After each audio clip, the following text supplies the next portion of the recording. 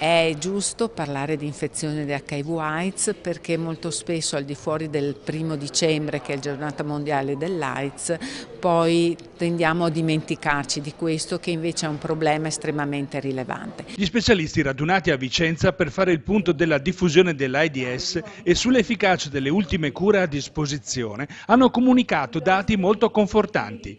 Si è constatato una decisa riduzione delle nuove infezioni di HIV, sia in Italia che in Veneto, dove la media si è stabilizzata a circa 250 nuovi casi all'anno, legati prevalentemente alla diffusione per via sessuale. Il Veneto è una regione in cui abbiamo un tasso di incidenza di nuovi casi di 5,7 per 100.000 abitanti, che è più bassa rispetto alla media nazionale, quindi tutto sommato siamo messi discretamente bene. Le attuali terapie garantiscono la sopravvivenza dei malati, a patto però di scoprire precocemente l'infezione.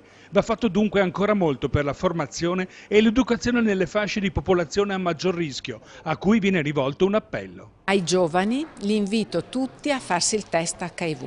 È un test facile, semplice, che si può fare gratuitamente presso i centri di malattie infettive, ma se uno non vuole venire al centro di malattie infettive può andare in farmacia e comprarsi il test, farselo autonomamente. L'importante è che poi, se positivo, venga da noi per farsi curare.